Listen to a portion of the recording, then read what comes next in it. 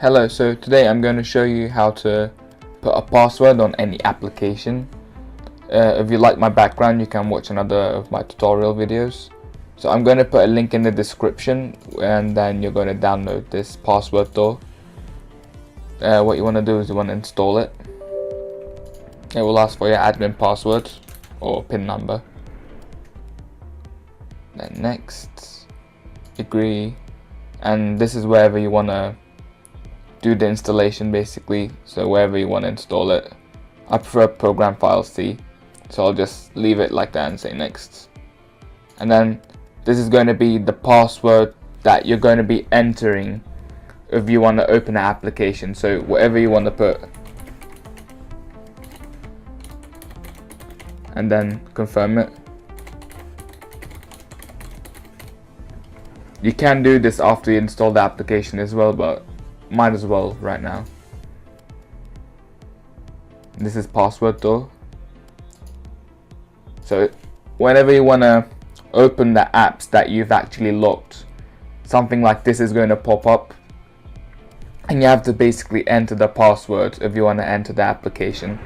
So I'm going to enter the password that I put in, and this is password door. So it's going to have a free trial. So what you want to do is press register. You again open the file that we downloaded, open keys, and then copy the name. So the name is Embrace, and the registration key is underneath that. Paste that as well, click OK. It's verified. That's it.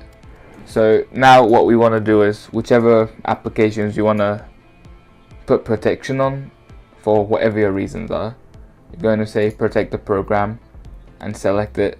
In my case, I want to put a password on a game so my brothers don't play it.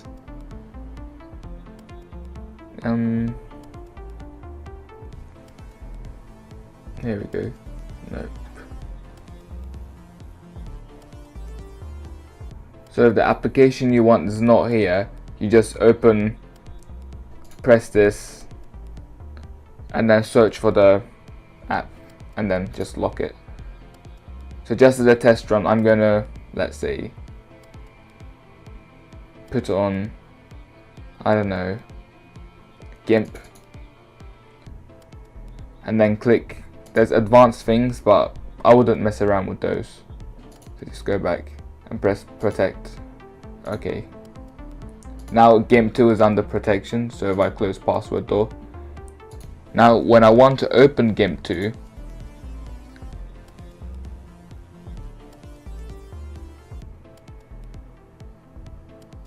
it's going to ask for a password. So I have to enter the password to actually open it. And there we go, it's starting up. There. I hope I was useful.